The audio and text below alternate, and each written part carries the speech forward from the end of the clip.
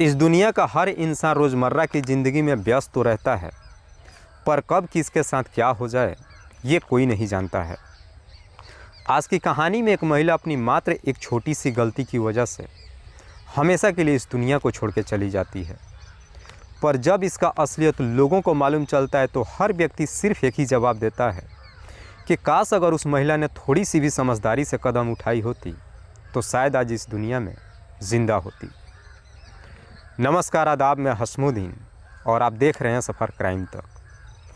आज की जो सच्ची घटना मैं आपको सुनाने वाला हूँ, दरअसल ये घटना है मध्य प्रदेश की।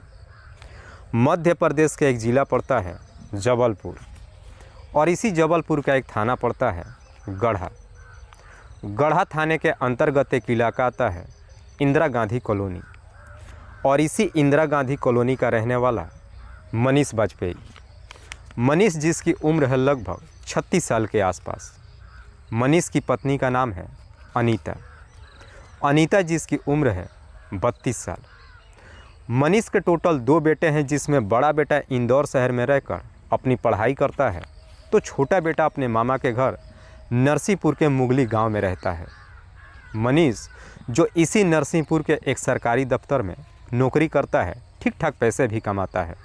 मनीष जो कि हर रोज़ जबलपुर से ट्रेन के माध्यम से अपनी ड्यूटी जाता है और शाम के वक्त ट्रेन के माध्यम से ही घर पे आता है। इस बीच उसकी पत्नी अनीता घर पे अकेले ही रहती है। बात कर रहा हूँ मैं 17 दिसंबर 2018 की करीब शाम के 5 बजे के आसपास।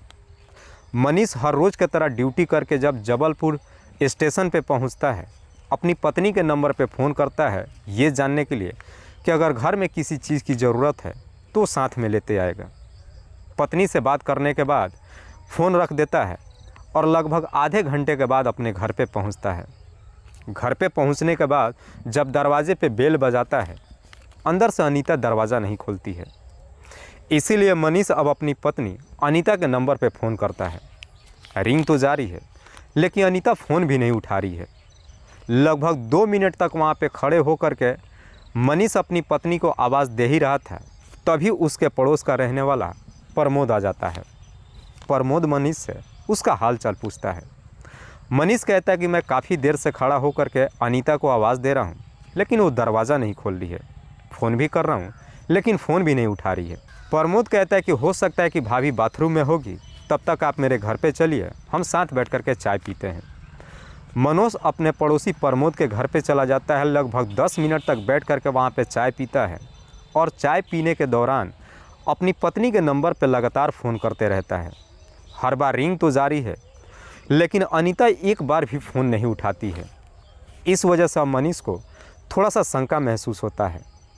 मनीष अपने पड़ोसी प्रमोद के साथ फिर से दरवाजे पे आता है, अपनी पत्नी को आवाज़ देता है। जब अंदर से अनीता दरवाज़ा नहीं खोलती है, मनीष अपने बाहर का दीवार फान करके घर के अंदर एंट्री करता है। लेकिन घर के अंदर एंट्री करता है तो नीचे उसकी पत्नी कहीं दिखाई नहीं देती है। अपनी पत्नी को आवाज़ देते हुए सेकंड फ्लोर पे जाता है, लेकिन मनीष जैसे ही सेकंड फ्लोर पे पहुंचता है, सेकंड फ्लोर का नज़ारा दे वो ज़ोर ज़ोर से चीखने चिल्लाने लगता है। दरअसल सेकंड फ्लोर के फर्श पे ही अनीता का डेड बॉडी पड़ा हुआ था। उसके सर पे एक डंडे से कई बार वार किया गया था, जिस वजह से उसके शरीर से काफ़ी मात्रा में खून बह चुका था। दरअसल उसके गले में एक पतली रस्सी भी था। मनीष की चीख पुकार सुन करके आस पड़ोस के लोग भी इकट्ठा हो जाते हैं। तब जा कर के मनीष अंदर से दरवाज़ा खोलता है और साथ ही इस बात की जानकारी पुलिस को भी देता है। इधर पुलिस को जैसे ही सूचना मिलती है, पुलिस अपने टीम के साथ मनीष के घर पे पहुंचती है और सबसे पहले अनीता की डेड बॉडी को चेक करती है। मालूम चलता है कि उस डंडे से काफ़ी बार वार करने की वजह से अनीता की घटनास्थल पे ही मौत हो चुकी है। साथ ही साथ उसके गले में उस रस्सी को लपेट करके ज़ोर से खींचा गया था। दरअसल वो डंडा भी उस डेड बॉडी के बगल में ही पड़ा था। पुलिस जब इस बारे में मनीष से पूछताछ करती है तो मनीष कहता है कि साहब, मैं करीब 5 बजे के आसपास अपनी पत्नी के नंबर पे स्टेशन से फ़ोन किया था। मेरी उससे बातचीत भी हुई थी। जिसने भी मेरी पत्नी की हत्या किया है वो आधे घंटे के अंदर ही किया है, क्योंकि करीब 5:30 बजे के आसपास मैं अपने घर पे भी आ चुका था। पुलिस सबसे पहले अनीता की डेड बॉडी को अपने कब्जे में लेती है और उसे पोस्टमार्टम के लिए भेज देती है। पुलिस जब अनीता के मोबाइल के बारे में मनीष से पूछताछ करती है, मनीष कहता है कि साहब अनीता का मोबाइल घर पे नहीं है। पुलिस को लगता है कि शायद अपराधी ने मनीषा का मोबाइल अपने साथ लेकर गया है, जिससे पुलिस को शक हो जाता है कि शायद उस मोबाइल में कुछ तो ऐसा होगा जिस वजह से अपराधी ने मोबाइल को अपने साथ लेकर के चला गया था। इसलिए पुलिस अब इस केस की छानबीन करने के लिए सबसे पहले अनीता के मोबाइल नंबर का कॉल डिटेल्स निकालती है। पुलिस जब कॉल डिटेल्स को चेक करती है तो उसमें एक ऐसा नंबर मिलता है जिस पे अनीता पिछले कई महीनों से लगातार बातचीत करते आ रही थी। पुलिस जब उस नंबर का डिटेल्स निकालती है तो मालूम चलता है कि वो नंबर किसी रिंकू पांडे के नाम पर रजिस्टर्ड है। रिंकू, जिसकी उम्र है लगभग 28 साल के आसपास। रिंकू के पिता का नाम है देवनारायण पांडे, जो उत्तर प्रदेश के कौशाम्बी जिला का रहने वाला है। पुलिस जब रिंकू के नंबर पर फ़ोन करती है, रिंग तो जा रहा है लेकिन रिंकू फ़ोन नहीं उठा रहा है। इसीलिए पुलिस अब रिंकू के मोबाइल का लोकेशन ट्रेस करती है तो रिंकू का लोकेशन कक्षपुर के ब्रिज के पास दिखाता है। पुलिस को जैसे ही लोकेशन मिल जाता है, पुलिस अपने टीम के साथ कक्षपुर के ब्रिज के पास जाती है और वहां से रिंकू को अपने कस्टडी में ले लेती है और फिर रिंकू से अनीता की हत्या के बारे में पूछताछ करती है। लेकिन रिंकू अनीता को पहचानने से ही इनकार कर जाता है। इसीलिए पुलिस अब रिंकू के सामने अनीता के घर के आसपास का सीसीटीवी रिकॉर्डिंग दिखाती है। दरअसल रिंकू अनीता के घर पे करीब 1 बजे के आसपास जाता हुआ दिखाई देता है और शाम के करीब 5 बजे के आसपास उसके घर से बाहर जाते हुए दिखाई देता है। पुलिस जैसे ही सीसीटीवी रिकॉर्डिंग रिंकू के सामने रखती है, अब रिंकू के सामने कोई रास्ता नहीं बचता है और आखिरकार मजबूर होकर अपनी सच्चाई कबूल कर लेता है।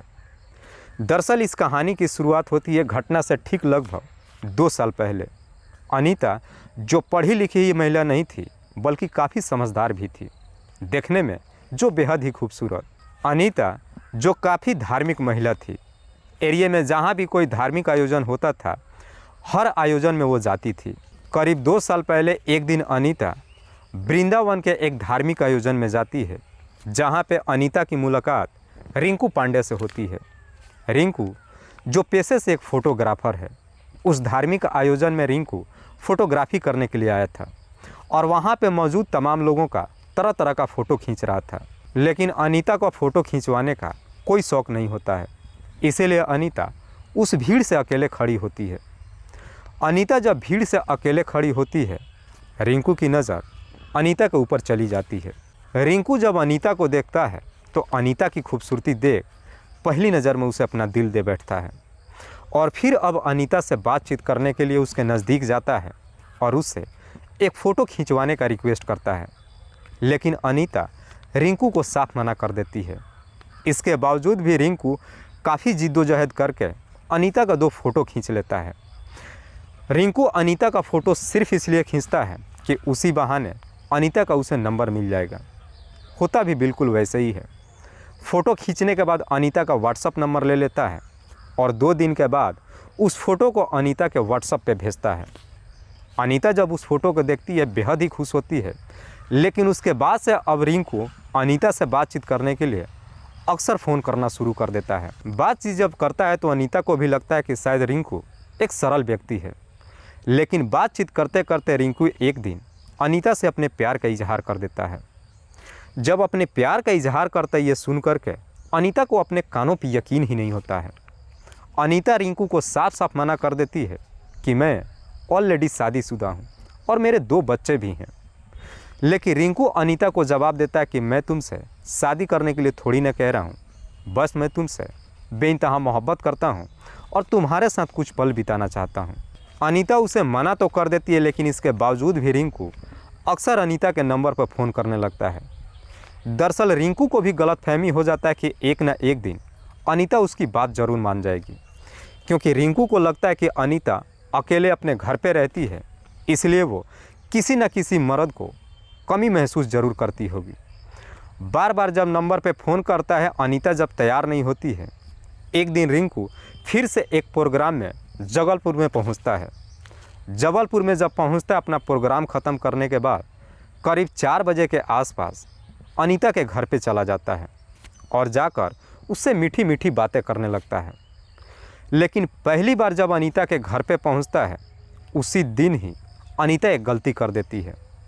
काश अगर उसी दिन अनीता इस बारे में सारी सच्चाई अपने पति से बता दी होती तो शायद रिंकू उसे परेशान नहीं करता। रिंकू जब अपने प्यार को मनवाने की कोशिश करता है, अनीता उसे सिर्फ अपने घर से ये कह कर के निकाल देती है कि अगर आइंदा से मुझे परेशान करोगे तो ये तुम्हारे लिए ठीक नहीं होगा। उस दिन तो रिंकू वापस चला आता है, लेकिन फिर 17 दिसंबर 2018 को सीधे अनीता के घर पे पहुंच जाता है और जाकर उससे जिद करने लगता है। जिद जब करने लगता है, अनीता उससे पूछती है कि आखिरकार तुम चाहते क्या हो। इस पे रिंकू अनीता से कहता है कि मैं तुम्हारे साथ बस कुछ पल बिताना चाहता हूँ, बस एक बार मेरे साथ कुछ पल बिता लो।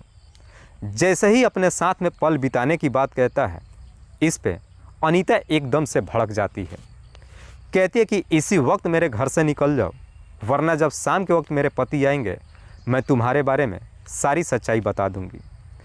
इधर रिंकू को लगता है कि अगर एक बार ज़बरदस्ती भी वो अनीता से कर लेता है, उसके बाद से अनीता चाह कर भी अपने पति से कुछ नहीं बता पाएगी। इसीलिए अब रिंकू अनीता के साथ ज़ोर ज़बरदस्ती करने लगता है। जब उसके साथ ज़ोर ज़बरदस्ती करने की कोशिश करता है, अनीता अपने आप को बचाने के लिए सेकंड फ्लोर पे चली जाती है।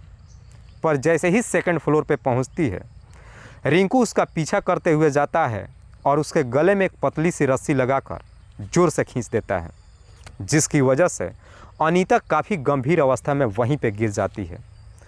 और उसके बाद उसी के घर में से एक डंडा उठा कर के लाता है और फिर अनीता के सर पे एक पर एक कई सारे वार कर देता है, जिसकी वजह से अनीता की घटनास्थल पे ही मौत हो जाती है।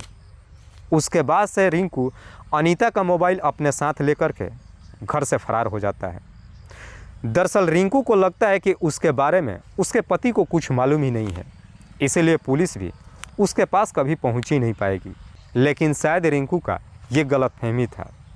वाकई में रिंकू जब ये पूरी कहानी पुलिस वालों को बताता है, पुलिस रिंकू के तहरीर पे अगले दिन जिला अदालत में पेश करती है, जहां से उसे जेल भेज दिया जाता है। पर जब इस हत्या की पूरी कहानी अनीता के पति को मालूम चलता है, तो रोते हुए कहता है कि काश अगर अनीता ने एक बार भी मुझसे ये सारी बात बता दी होती तो शायद मैं इस मसले का कोई ना कोई हल ज़रूर निकाल दिया होता। दोस्तों, इस पूरी घटना के बारे में आप क्या सोचते हैं? आप अपनी राय हमें कमेंट बॉक्स में ज़रूर दीजिएगा। तब तक के लिए जय हिंद, जय भारत।